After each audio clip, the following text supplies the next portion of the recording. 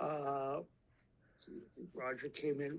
I'm going to be going over, people are downloading these documents. We're going to do some little review of questions. And then on Tuesday, I'm going to do more stuff live from an IPv6 network. But today is just going to be a question and answer review.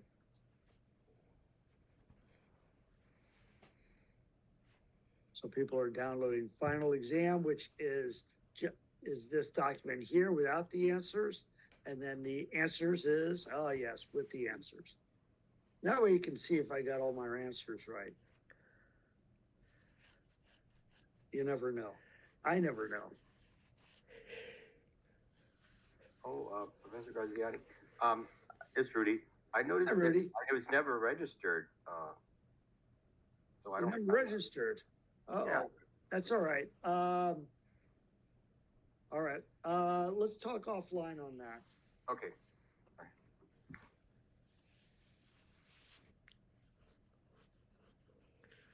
We could talk a little bit after this, if you have time. Okay, yeah.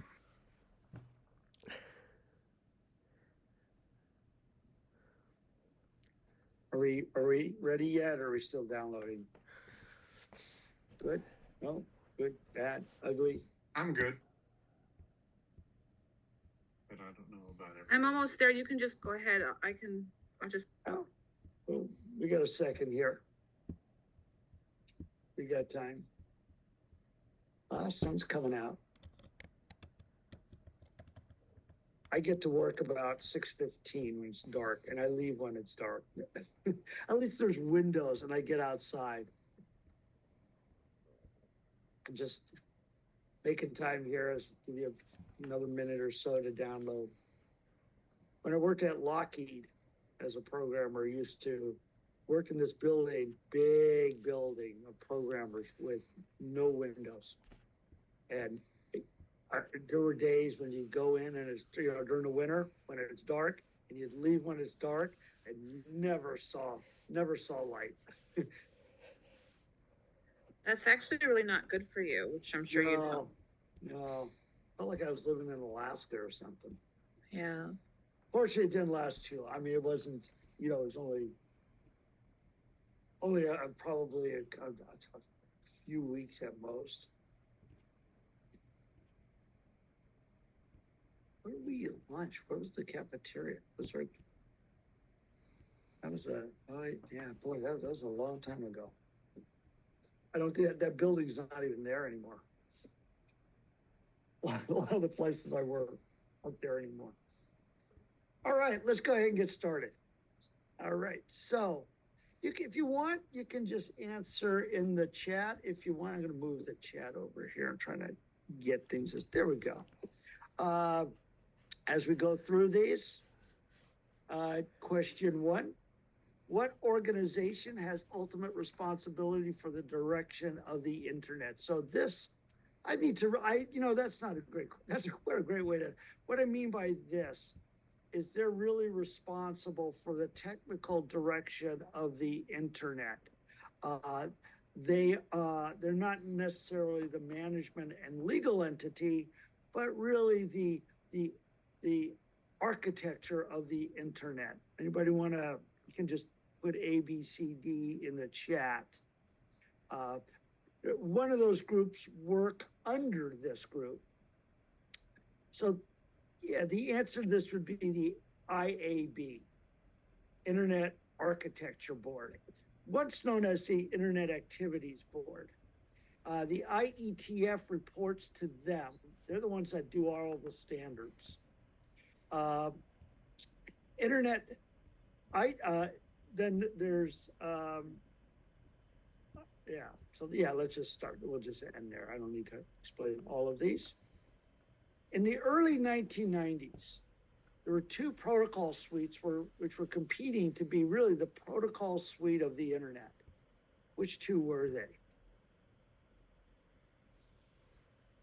Yeah.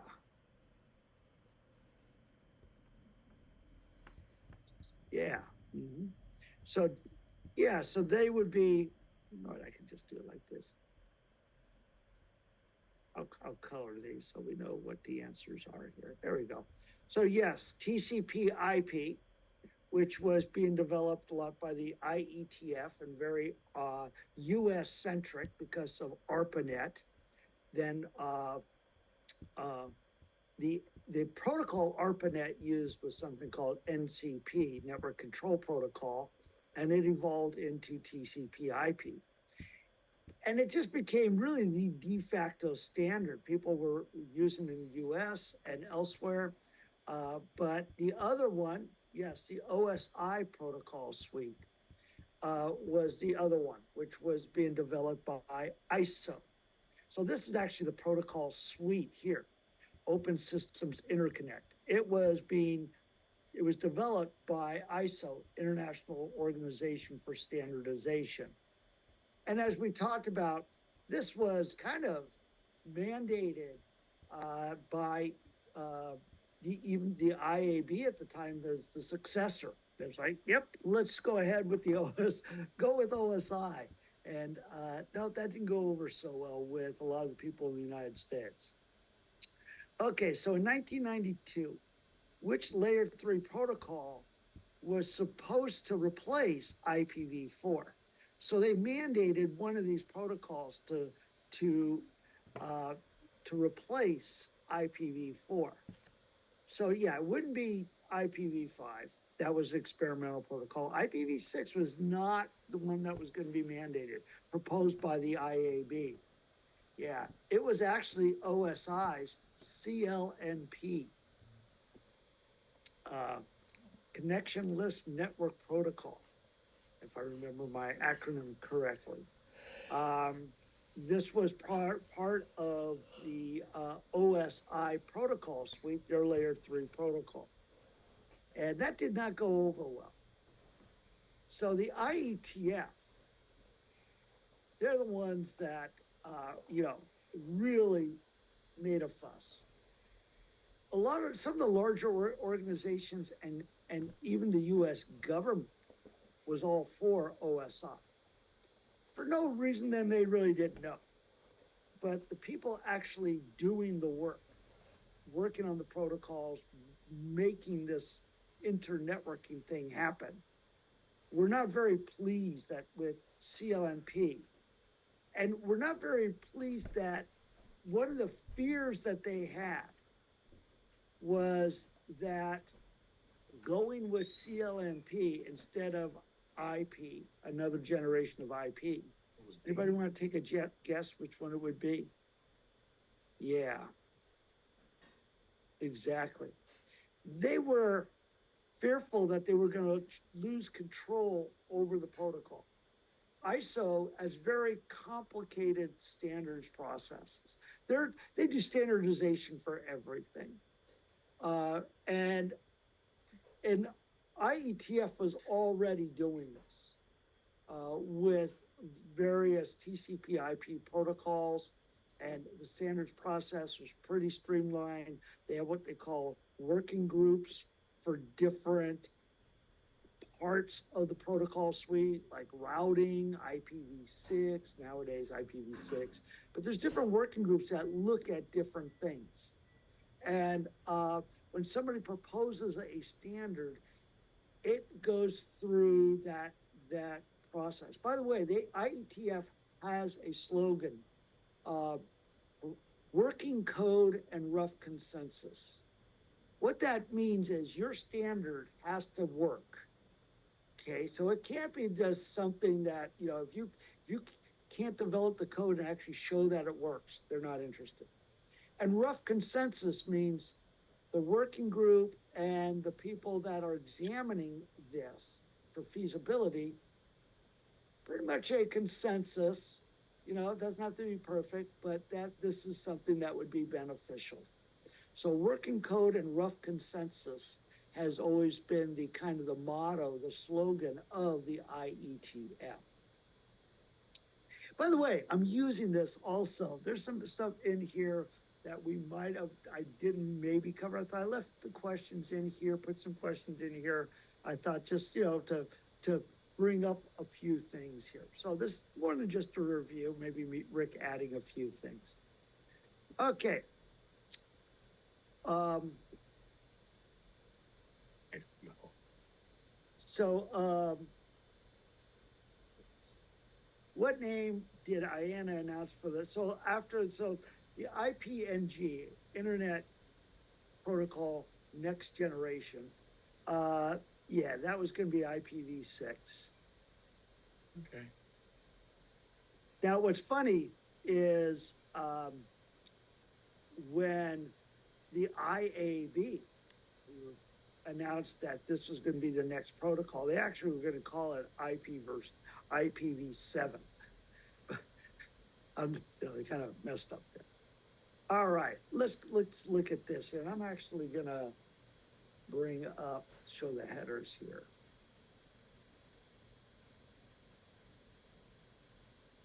Move this over here, so yeah, we can kind of do it like this, I think. Move this out of the way. There we go. So hopefully you can see a little bit in the corner. Okay. Wow, okay, let's take a look here. Which of the following IPv4 fields are similar to those in IPv6? Okay, so let's just go through, well, let's see. Version, let's go through these together. Yep, they both have a version field. So let's go with that. Okay. Okay, internet header length. That's an IPv4 header. We don't see that a field in IPv4. We don't see that in IPv6. The internet header length in IPv4 says, how big is this header? Because in IPv4, you can have options and paddings. You can have multiple, more than ending at source destination address. You can have additional 32-bit words, 32-bit groupings added to the header. So they needed to know, well, how big is this internet header length going to be if you start using options? So that's something in IPv6 that isn't used because it's a fixed 40 bytes. So they didn't need that. DSCP, so it's called type of service here. It's called traffic class here. It's really, yeah, but it's the DSCP, Differentiated Services Code Point. This is part of both of these. It's, I won't go into that here, but it's actually 6 bits out of these fields here, but they both include it. Okay. A total length field, okay? So we don't need the total, let's see. So total length field. Total length field is what the length is of, well, let me make it easier if I show you this one. There we go. So the total length field is the size of the IPv4 header and the payload, okay? That is something that that IPv6 says, no, we don't need that. And why is that? Well, let's take a look here. In IPv6, it's a fixed 40 byte header, okay? So we don't need to know how big the header is. And we have a separate field called payload length. The payload length is just the data portion. Since we know how big the header is, 40 bytes, all we need to know is how big the data is. With IPv4, it got complicated.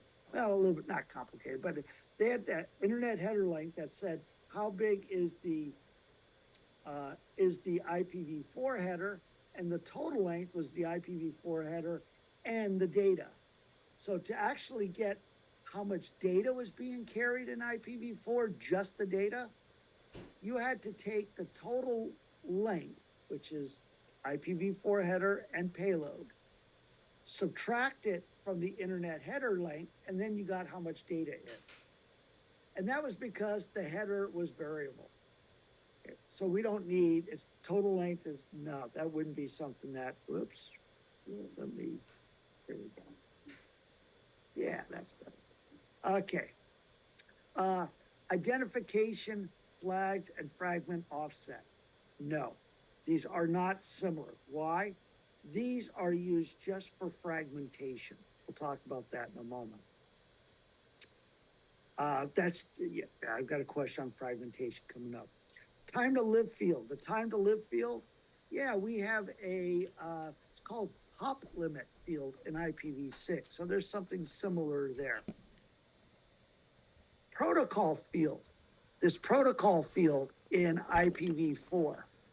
Okay, that's similar to the next header field. That just says, what kind of data am I carrying?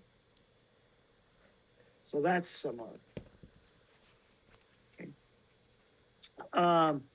Header checksum. So this is to verify the integrity that nothing got changed in the header. IPv6 does not include that. Okay. IPv6 does not include that. It says because, that's going to be checked by TCP and UDP to see if anything got checked. So we don't need to do that here. All right. The next two, well, they're pretty obvious. Source address, destination address. They both have that. And that's where IPv6 ends. But we see the options in the padding for IPv4. We do not have that in IPv6.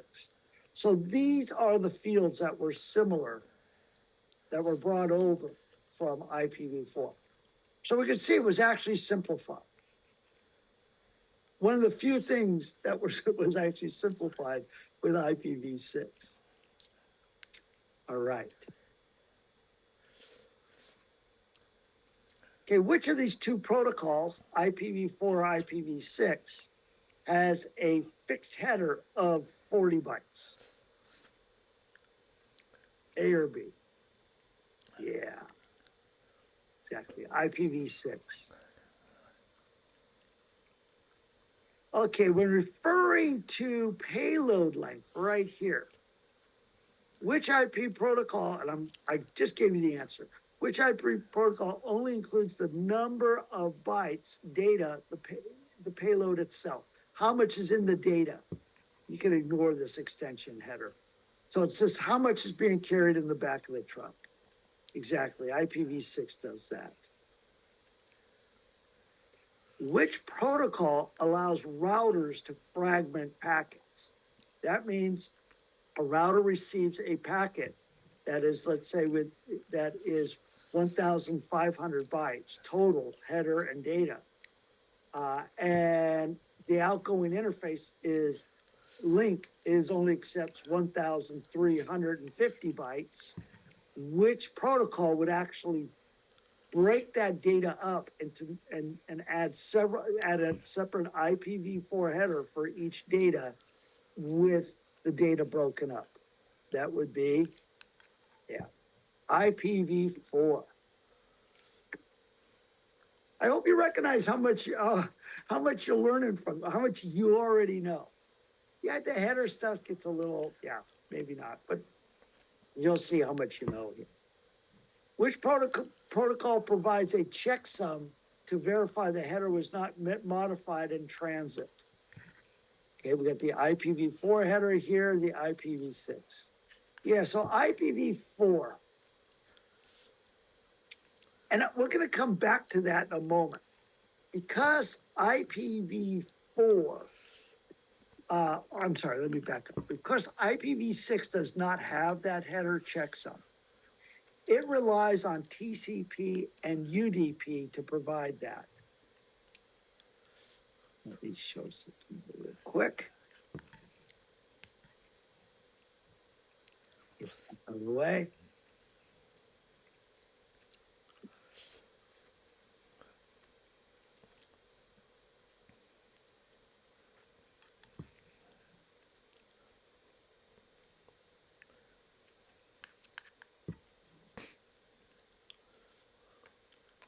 I'm saving an image here, bringing up up here.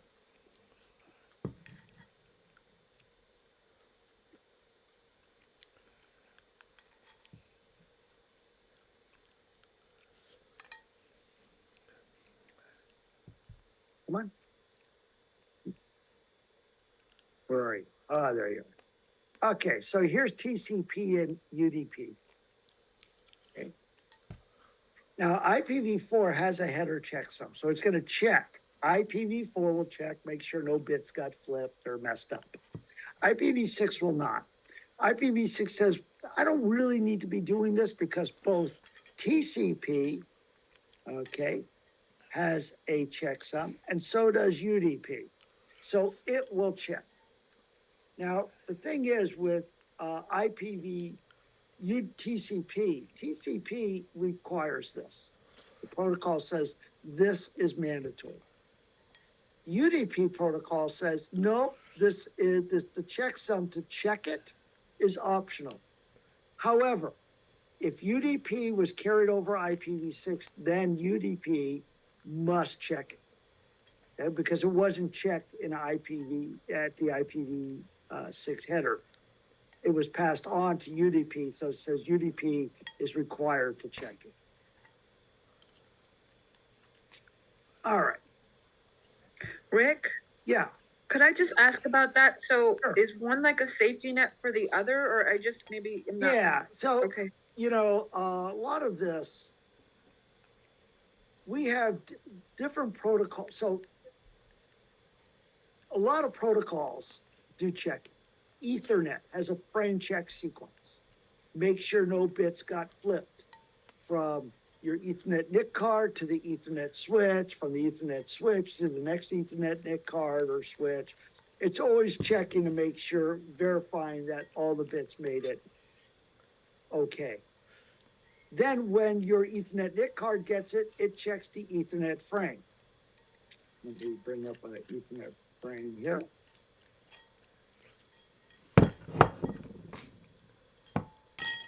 I'll just show this briefly here. So Ethernet frame, if you look at right here, it has a frame check sequence. This is used by every device that receives the Ethernet frame, make sure that none of these bits got flipped. Okay. When your Ethernet NIC card receives this, that says it gets an IPv4 packet, the IPv4 packet, make sure that uses its checksum to make sure none of the bits got flipped. Then it gets passed up to TCP and UDP and make sure, so it's being checked multiple times. It's making sure none of the bits got flipped. IPv6 just said, look, you know, and this was before, it wasn't really so concerned with Ethernet, but said, look, TCP and UDP are going to do this job for us. Okay. We don't need to do it twice. Okay. I'll hand the data off to TCP or UDP, depending upon what's in the next header field, and it will check for it. So it's basically not having to duplicate. got it, thank you. Mm-hmm. And this used to be more of an issue years ago when our connections were not as good. You got to remember all these protocols were being developed at a time when things were over coax cables and, things weren't as reliable as they are today. In terms of like areas of our country that still have difficulty with regards to reliability, like Native American reservations and stuff, is there any impact in terms of trying to streamline IPv6? Not really. I would say, even anybody that, we're looking at today's switches and cables and stuff like that. Just unless you're using really old, outdated cabling, and I don't think anybody's probably using coax cable anymore, because everything requires kind of newer Ethernet, Cat5e, Cat6 cables, the technology and newer, devices, all the newer network interface cards, Ethernet switches, everything is, the standards are so much better today that these aren't necessarily as much of an issue over wired networks. With Wi-Fi, yeah, it can be more of an issue, but that's handled by the NIC card, similar to how Ethernet Connect does it. So I don't think it's so much of an issue today. Thanks. Okay, which of the following can be used as a source out? Oh, this is a good one. Which of the following can be used as a source IP address? An IPv4 and IPv6 as a source.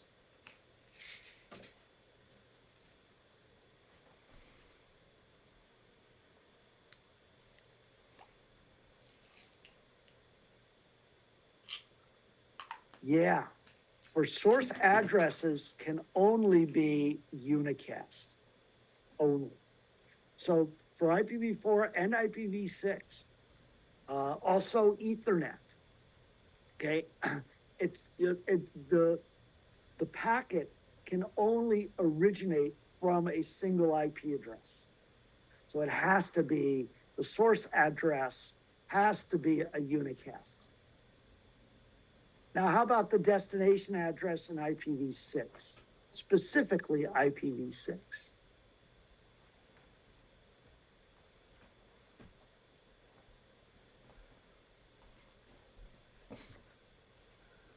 Exactly. So unicast for sure, multicast for sure, anycast. So anycast is a unicast address that resides on more than one device. Facebook uses anycast. So when you get an IP address for a Facebook server, that address can exist in many different places and does exist in many different places. The internet will route you to the routing BGP. They will route your packet to the closest one. That's anycast. Broadcast, okay, does not exist in IPv6. Does in IPv4, but not in IPv6. Now there is an all IPv6 devices multicast address, which has the same effect. All right.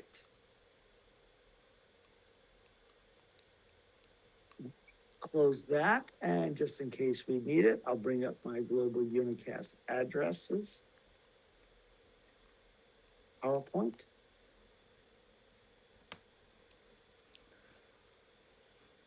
Come on.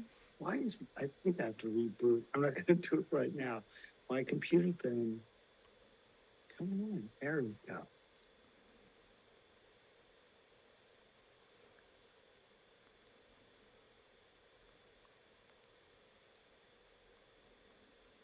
Okay, let's talk about global unicast addresses.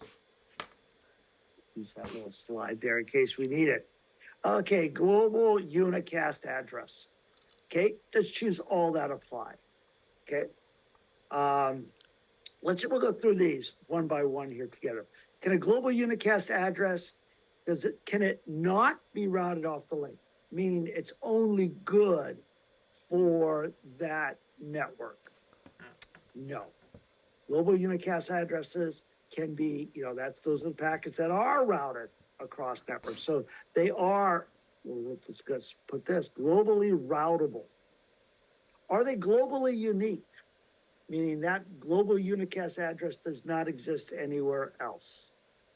Okay? Yes, that's true. Are they similar to private IPv4 addresses? No, they're not. Okay, because they are globally unique. Are they similar to public IPv4 addresses? Yes, that's kind of what, they are globally routable and globally unique. Are not installed in the router's routing table. That's not true. They are in the router's routing table. Okay.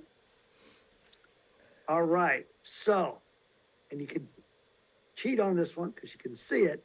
The first hexadecimal digit of a global unicast address is, what would it be? Does it matter? Any digit? What's that first digit in a global unicast address?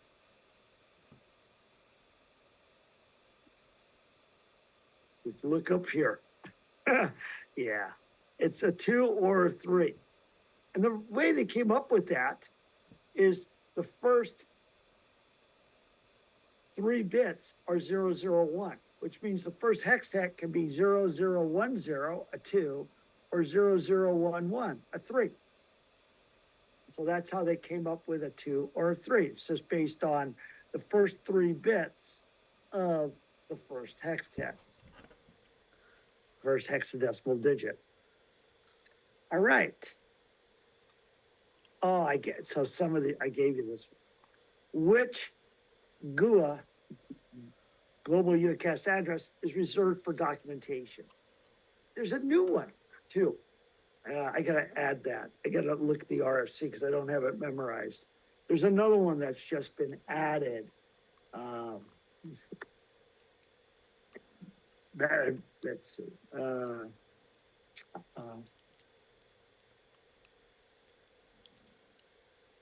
Let me see if I can find it just real quick.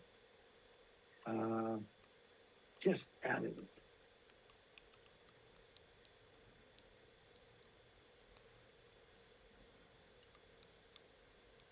Okay, I'll find it at the break here. All right. Match the, well, I'll do this one for us. Some of these are pretty straightforward. Match the IPv6 term with the equivalent IPv6. So a prefix, when we say prefix, that would be the network portion of the address. Okay. So that's the network. When we say, so that's a term, by the way, that's also used in IPv4, prefixes, network address, also thought like the network addresses. Prefix length, that'd be like the subnet mask. Again, also a term we use in IPv4. Interface ID, that's the host portion of the address.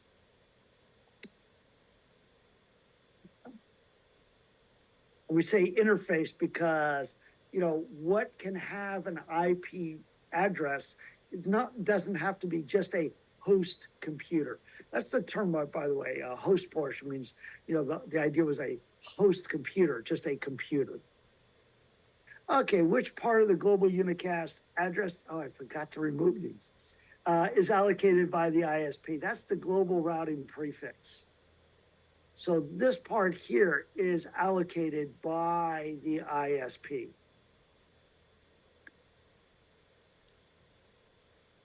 What part of the global unicast address between the global routing prefix and the interface ID?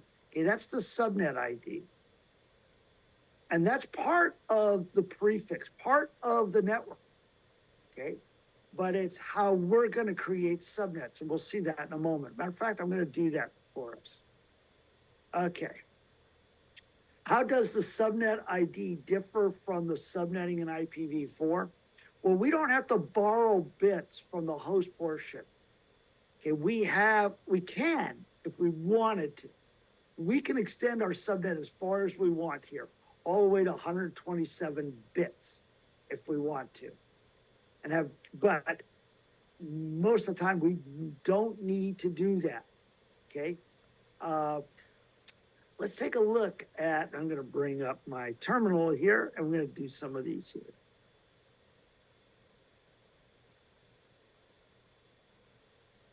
Okay, if this here, we have a /48, and if I wanna, so that's my 48, 16, 16, 16, and I wanna generate /52 subnets. So 48, 52 would be another 4 bits, another hexadecimal digit. So so what I've done is I'm saying these are my subnets, 0, 1, 2, 3, 4, 5, 0 through F, 16. Now, why would I do something like this? Create /52s. Maybe I'm an organization that's received this /48. And maybe I have a headquarters, this will be, and I have different branches. What I can do is I can say, okay, I'm gonna allocate this /64 address to the headquarters. This is going to be branch one. This is going to be, you know, in Denver, Chicago, New York, San Diego. Okay, and then I have all these other extra ones to give. So I'm going to give them each one of these. So let's say San Diego gets this. Okay. What this allows them to do is that this 4 means that's San Diego. They can now use these to create their own subnets. Okay. Matter of fact, let's do that. So let's say we have the 4000 slash, that's a 52. Okay, so let's look at this. There's the 48, that was our company, and it gave us this address here. Okay, we have to include the following zeros. Okay, now if we were going to say, okay, great, that was given to us, we're the San Diego office. Okay, this is our court, belongs to our this designates our entire company. This means it's us. Okay.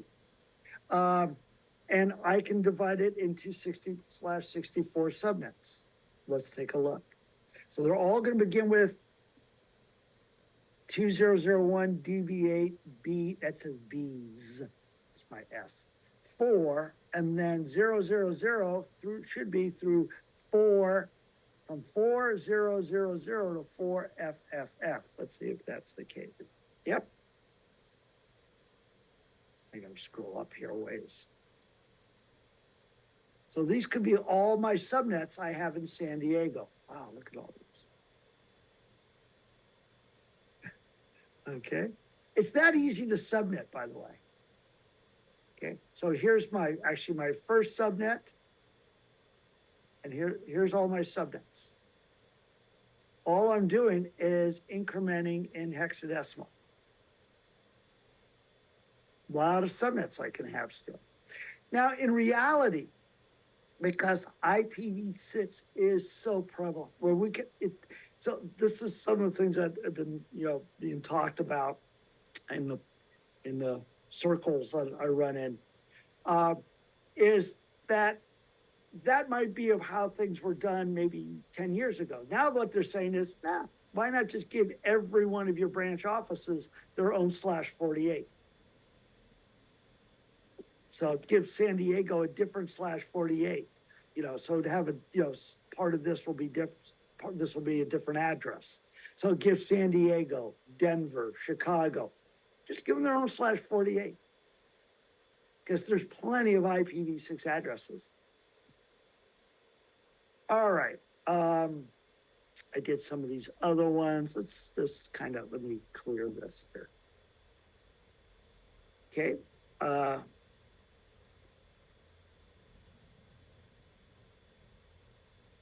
What did I do here? /48 if I wanted to do /56s. So in this case here, what I'm doing, just to show you, I'm going to use the next. So this is my /48. I'm going to use the next 2 hexadecimal digits for subnets. So you can it's these 2. All right. If I had a /48, and this is what most organizations get, okay, you can even get, UCSC has a /32, but like Cabrillo has a /48. Our subnets, all the subnets we can use, /64 subnets, it's 65,536 subnets. But look how easy it is to subnet. Okay. And I won't scroll through those. Just increment in hexadecimal.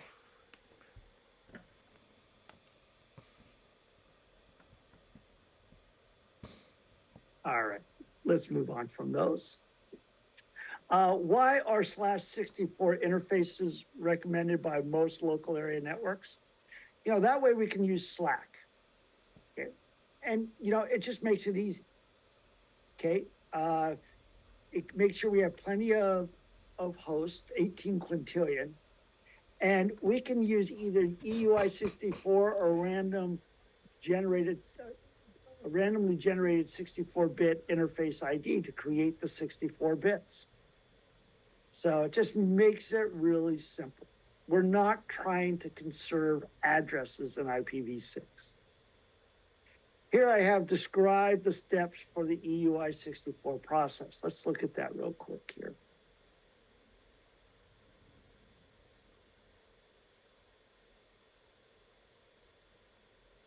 Oh, I guess I don't have it right there. It's in my next one.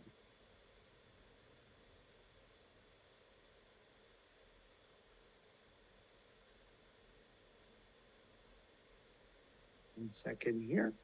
Where are you?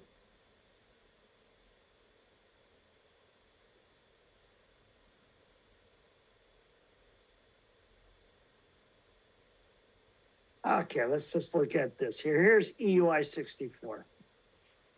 So this is the 48-bit MAC address. Okay. So in hexadecimal, each one of these is 4 bits. This is the organizationally unique identifier. So we split this in half. First 24 bits, 6 hexadecimal digits is the OUI. Second 24 bits is unique to this 24 bits. So we split it in half. And we insert FFFE and we flip that 7th bit. So if it's a 0, we make it a 1. That actually changes the second hexadecimal digit.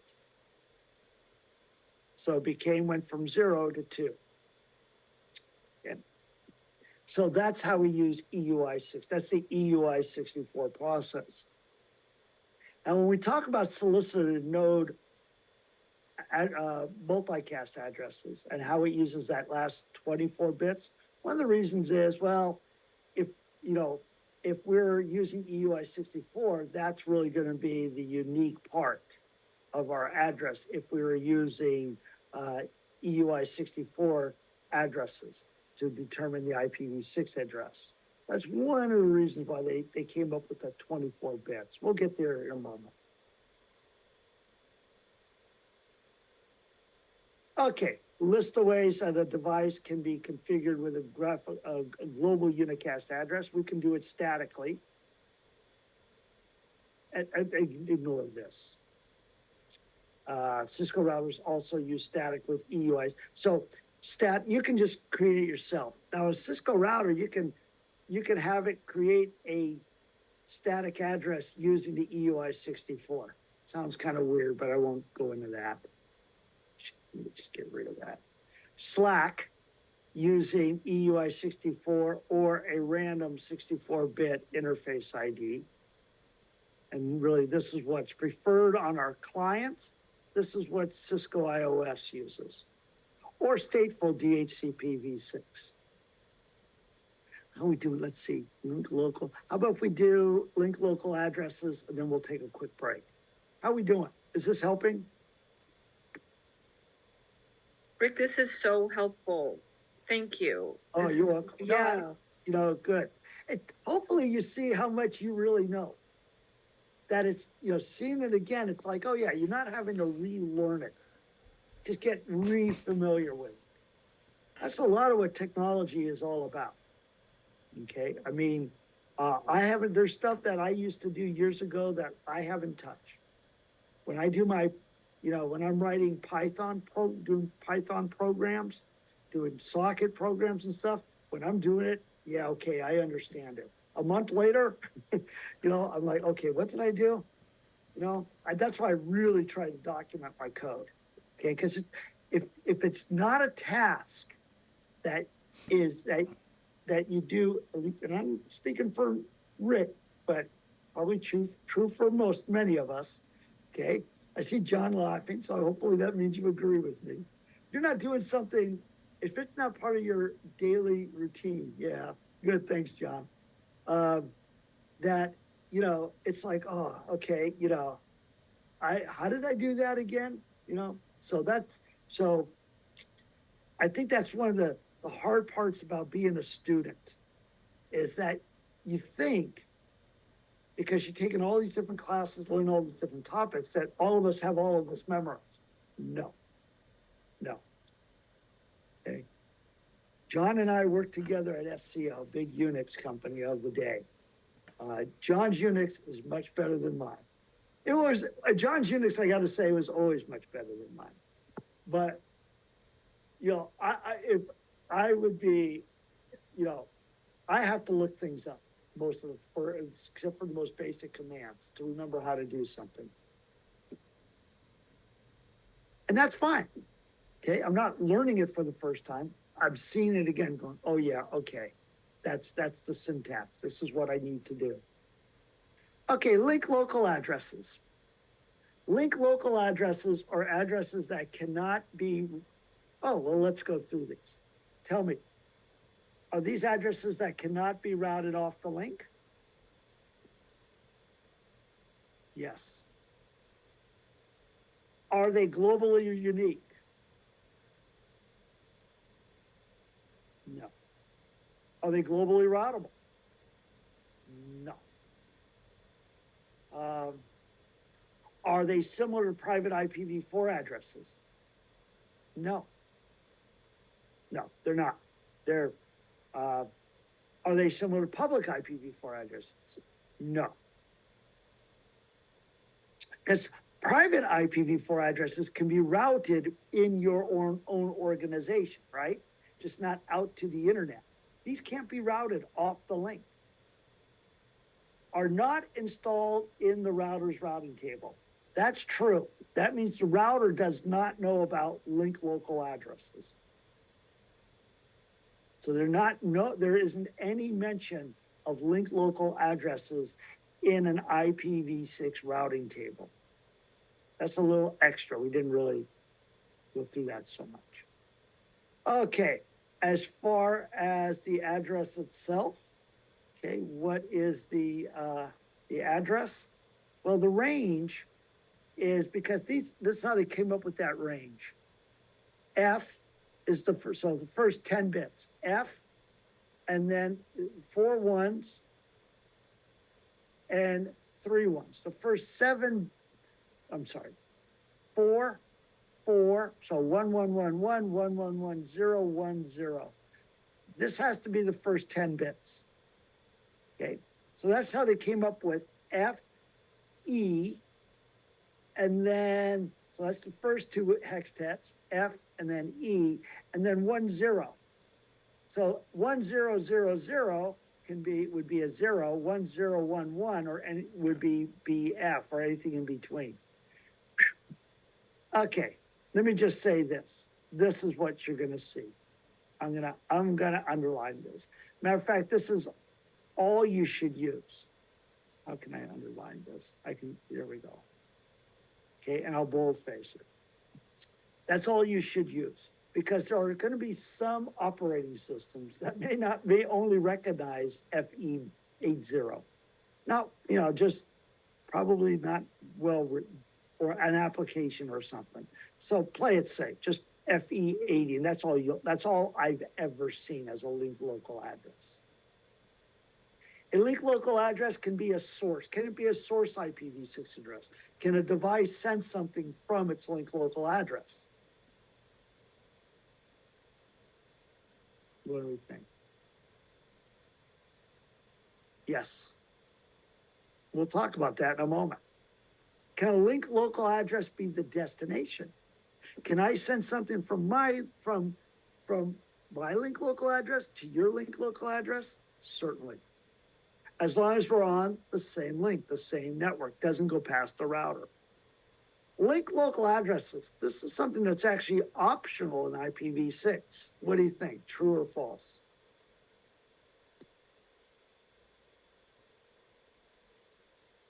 Let me show you something here. So if your device is enabled for IPv6, does it have to have a linked local address at least? The answer to that is actually true. Matter of fact, I'll show you right now.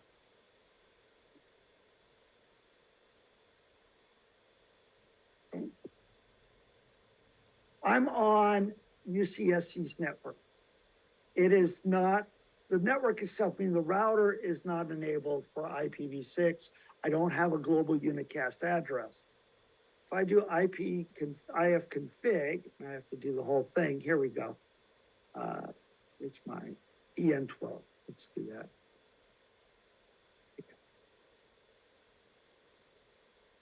We don't do the whole thing. This is my Ethernet interface right now. This is my public, actually I get a public IPv4 address here at UCSC. You don't see any kind of global unicast address, but you will see that I have a link local address. Anytime an operating system is enabled for IPv6, it has to have a link local address. Doesn't have to have a global unicast address. As far as my operating system is concerned, yeah, you're enabled for IPv6. I could statically give myself an IPv6 address.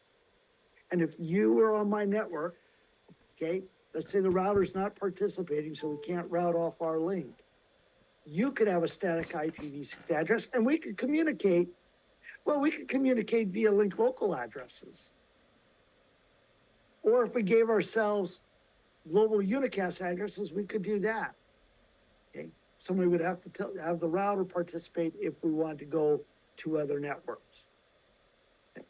So, long story short on that one, link local addresses, are optional. No, that's not true. What are you doing, Rick? False. Yeah. Okay, they're required. Which of the following are uses for link local addresses?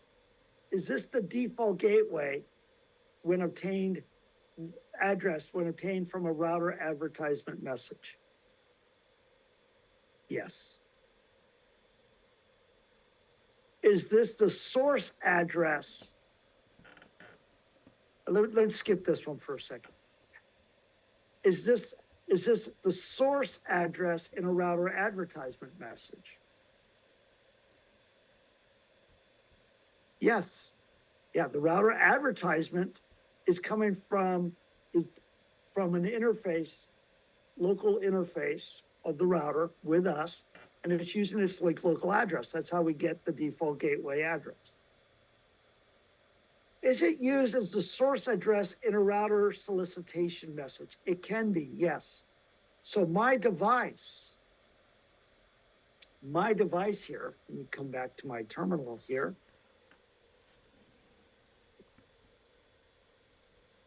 My device here, when it boots up, okay, it's actually sending out router solicitation messages, okay?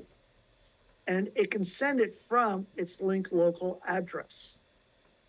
Say, hey, I've got an IPv6 address, so this will be my source IPv6 address. And I'll send it to the all IPv6 routers multicast address. That'll be the destination address. Hey, who out there's an IPv6 router? But I have an address that, hey, I didn't need DHCP. I have my own address right here, okay, that I can communicate with anybody else on my network, including the router who's on my network. Okay, I gave myself my own address. Good for this link. Now, is it used as a source address in dynamic routing protocol messages? Yes. So we'll talk about that in CIS 82. But that's that's when routers are adjacent to each other on the same network, sharing routing protocol information with each other. In IPv6, they just send it from their link local address.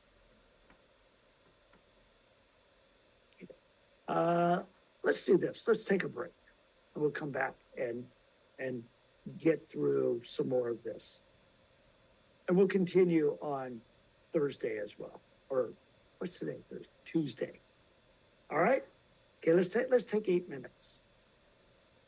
Because I know people have to go to the baño and stuff. Rick, did you want to stop recording? Yes. And you know your job, right, Pamela, and everybody else's job? Got it. Yeah, thanks. Recording stopped. Thank you.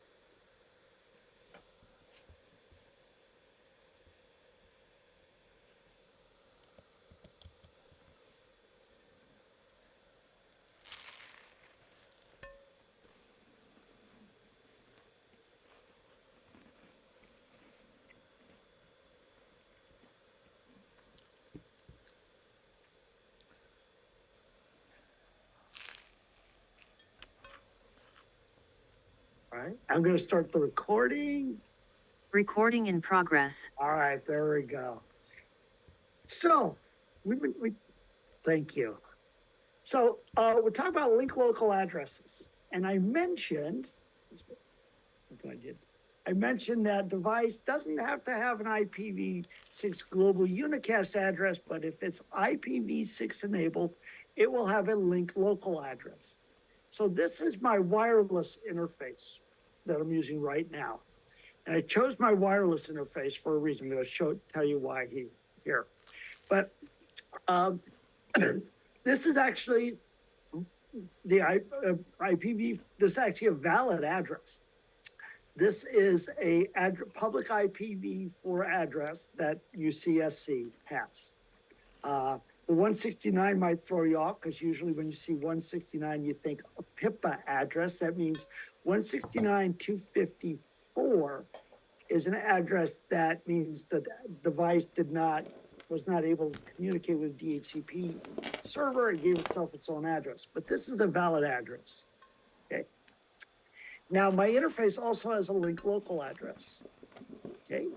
Now what I did was I disabled, I'm not going to do that right now, but I disabled my Wi-Fi and then I re-enabled it.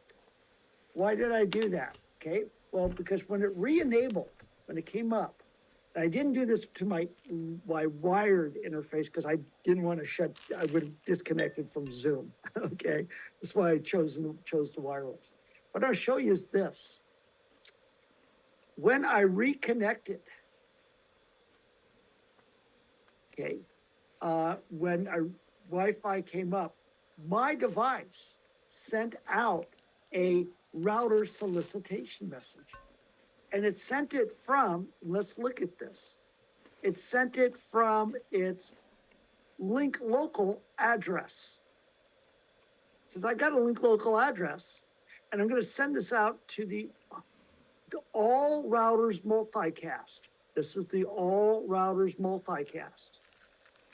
Okay.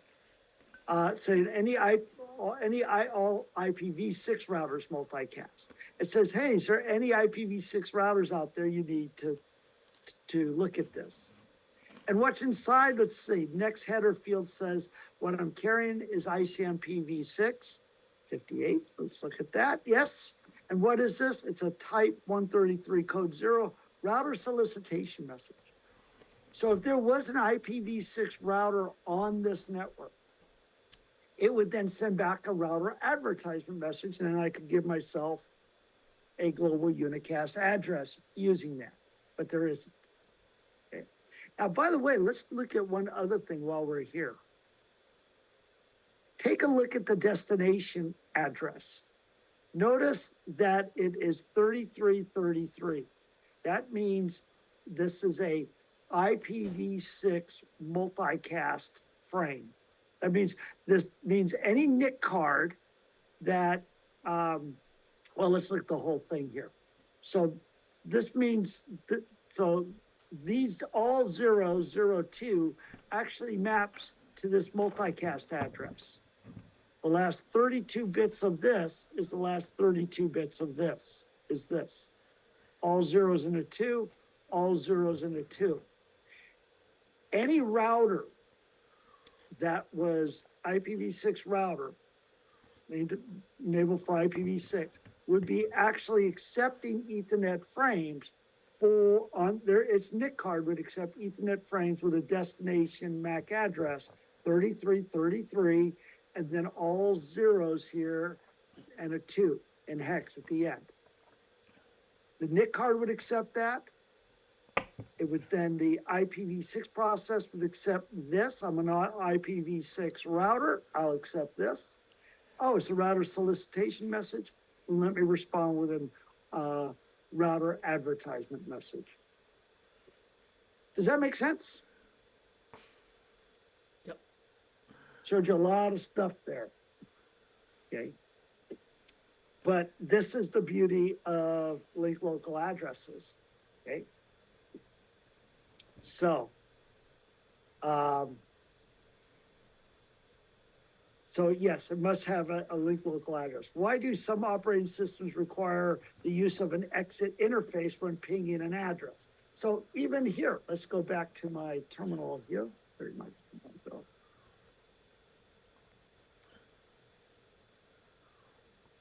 Okay. So what this means is that this link local address is only good on this interface, is unique on my wireless interface. If I do IP config here, you'll see I have other interfaces as well.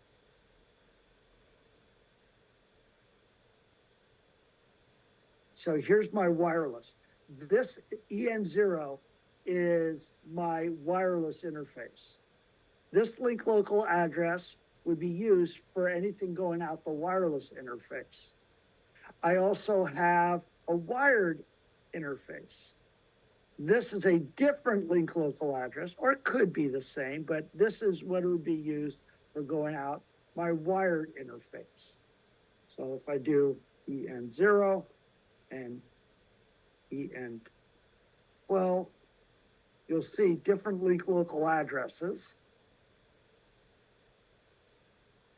for different interface. So if I'm pinging a device, I have to know what interface I'm sending it out of. Okay. Am I sending it out of this interface or this interface? If I'm pinging another link local address. Okay.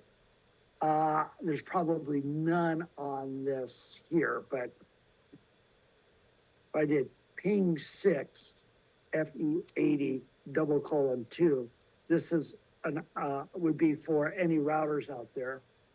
Okay, yeah, it's not allowing that to happen. Okay. All right, now let me ping the multicast. All right, let's continue here.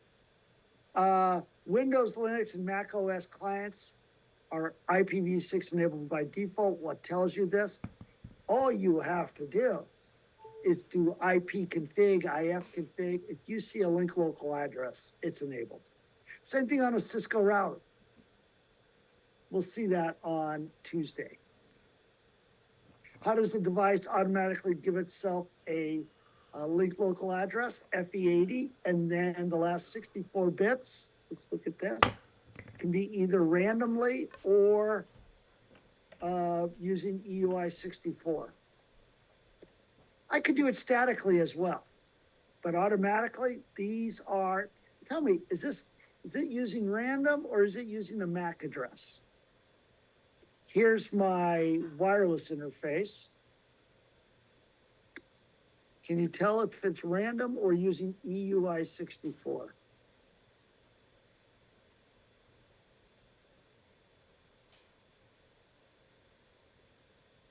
Yeah, random. And there's actually two things that tells us that. One, EUI64 would have right in the middle. So here's the 64 here. This middle part would be FFFE. And we can also see it doesn't match the MAC address above it. So it's doing it randomly. Okay. And it'll be like this until I reboot or reconnect to this network. If I disconnect and then reconnect, I'll get a new link local address.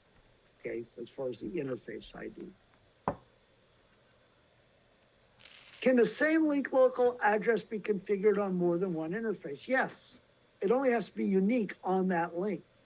So these devices, I could actually have the same link local address on both my wired and wireless interface, both, because it's only good for that interface on that link. They're on two different networks.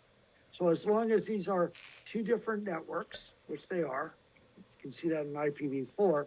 Yes, as long as this is unique on this wireless network, and as long as this is unique on the wired network. Okay. And we'll see that on Tuesday.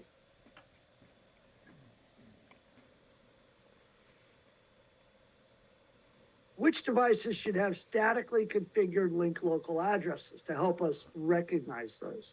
Well, just routers. And we'll see that on Tuesday, but really, so we can, one, recognize our default gateway. And two, when we do routing in CIS 82, CIS 83, we can recognize which router it received that, we'll see later, it uses, routers use link local addresses in their routing table for the next hop IP address when forwarding packets. We can easily recognize, oh, that's router one, that's router two, or whatever router it is. But we'll see that in CIS 82 and CIS 83. I didn't talk about this command, but I'm gonna show this. Matter of fact, I can do this, I think in Packet Tracer. Let's give it a try. IPv6 enable command. This is pretty much a good placement, yeah. Be done with link local addresses, and that's a good place to end. Ooh. And, John, I'm getting the same thing. I should show that. Let me show this. Packet Tracer. So in Packet Tracer, if you have to log in, this is for anybody using Packet Tracer, especially my students. This should work. If you click on Networking Academy, and then you put in your Cisco Networking Academy information. However, it doesn't always work. I've always had to choose, and this is a bug in their current software. I have to choose skills for all. Okay, so that will allow me now to log in, but I had to choose skills for all. So now when I log in,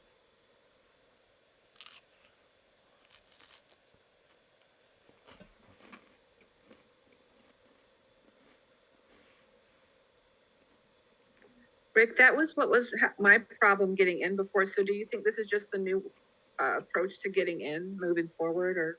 no. Okay, It's, well, you always have to log in if you choose that, I think it's every 3 months by default. It won't ask you again for 3 months, okay, but they need to fix that. Okay, it's an issue. So if it doesn't work under Cisco Networking Academy, you'll have to use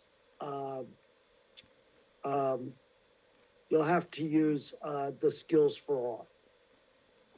okay, thanks. Yeah.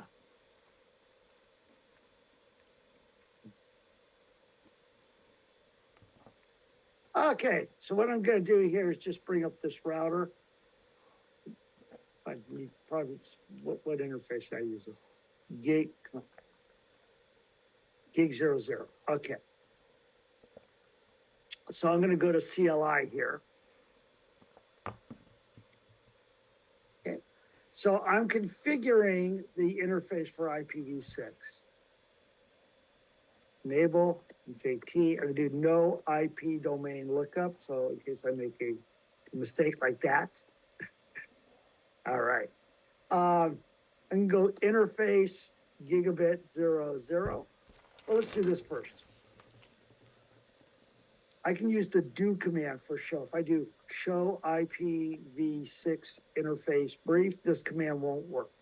I have to be at this prompt here. Show IPv6 interface brief. Okay. But let's say I'm in global configuration mode and I don't want to go back and do that. I can say, put do in front, show IPv6 interface brief. Okay, that allows me to use the show commands from global configuration mode by including do. But notice I do not have any IP addressing. It's shut down. I can configure, let's do interface gigabit 00. I can configure an IPv4 address.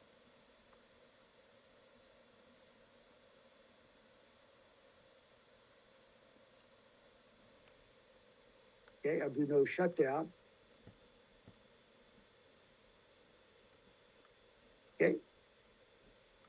And if I do show IP interface brief, I have an IPv4 address, but I do not have an IPv6 address still. Okay. Now, if I wanted to have just a link local address, okay, and I wanted to create it itself, okay, I can say IPv6 enabled. It's really the only time I would use this command. Okay, that doesn't enable the interface for IPv6. It does, but it does so without requiring a global unicast address. Let me show you what just happened. Let's do that. Do command again. Do show IPv6 interface brief. You notice on the interface, I now have a link local address. It's not used very much, but the idea that the fact that this is the name of the command, it makes it sound like you have to use that. That's not true. Okay, you do not have to use that command to enable IPv6. Let's do this. Interface gigabit 00. I'm gonna say no IPv6 enable. Okay. Let's see if it actually took away yeah, so I don't have an IPv6 address on that interface anymore. Now, if I say interface gigabit 00 and I assign it an IPv6 address, global unicast address, 2001 DB8 cafe 1:1/64. Okay. Now it will give itself a link local address. Okay, there's the global unicast address, and it assigned itself a link local address.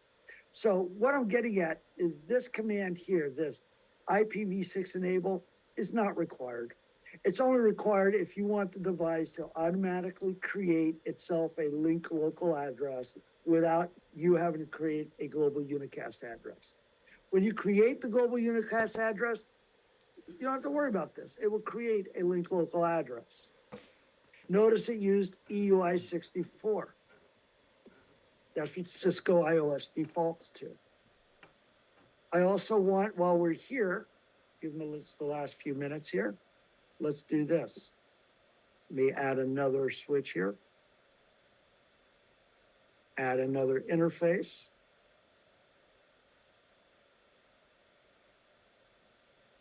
Okay. Let's go here. What I'm going to do is I'm going to go interface gigabit 00. Okay, I'm going to change the IPv6 link local address. IPv6 address, FE80 :1. Now this by itself won't work. Incomplete command. They want you, iOS wants you to put link local here.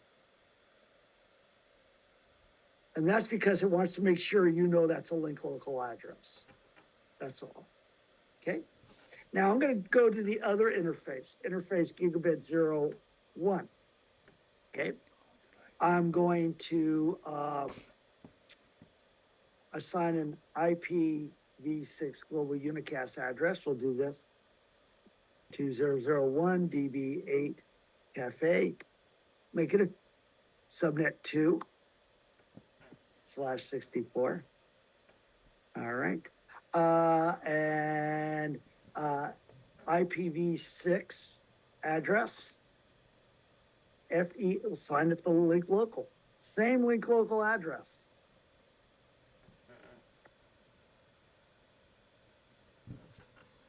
Let's do a no shutdown. Okay. Okay. So if I do show IPv6 interface brief, my two interfaces, different global unicast addresses, same link local address. That's fine. If I had a device, I'm always a little weary of packet tracer here, never knowing how it's gonna work on this, but let's give it a shot.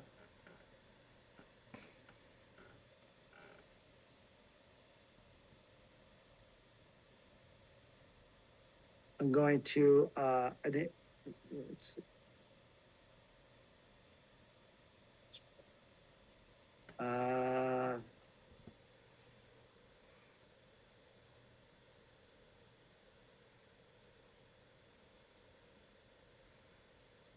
Junior South Aid.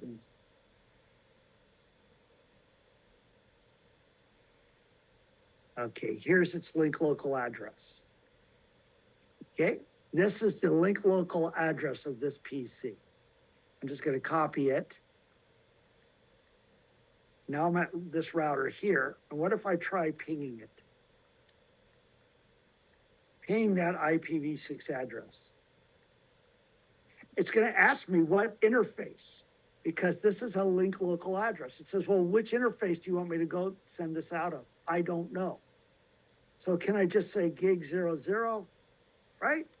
No, it says use the full interface name without spaces. Oh, you gotta be kidding. Really? Whoever wrote this command. And watch this, I can't even do this. No, no spaces. Oh, really?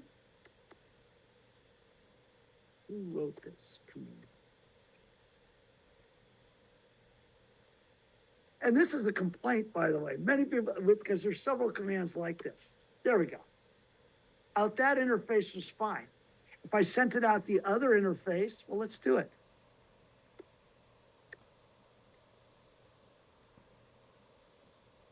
No. It's out this interface, no. This interface, yes. Okay. So what I'm saying here, we talked about IPv6 enable, and I also want to mention, and we'll finish this up later, also want to mention, again, we can have the same link local address on multiple interfaces, as long as it's unique on that interface, as long as nobody else here has FE80:1, and as long as nobody else here has FE80:1. Okay? Yeah, Pamela, sorry. Oh, no worries. I was just wondering, the no shutdown does what again to make sure? No shutdown command. Good question. Let's take a look.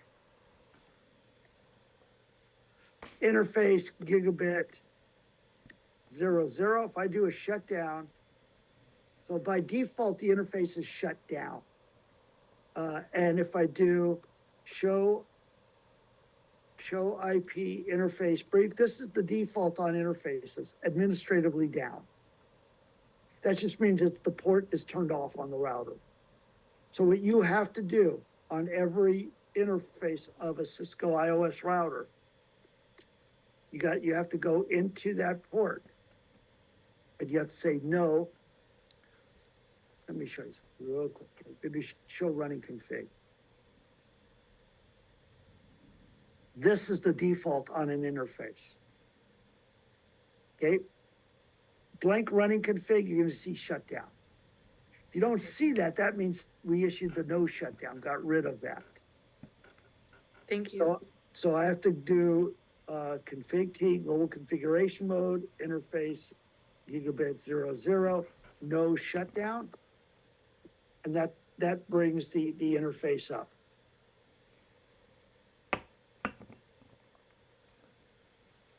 And the amber light here, we'll learn about that in CIS 82 more, but it's running spanning tree for 50 seconds, and then this will turn green.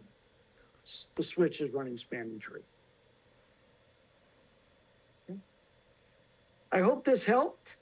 We'll do more on Tuesday. And I'll do a little bit with the live and packet tracer as well, like you're seeing here. Thanks, Rick. Have a great weekend. You're welcome. Yeah, I can talk about that. John, I can mention that a little bit on Tuesday. Remind me. Okay. All right. Have a good day, everybody. You Thank too. you. Thank you. All right. Take care.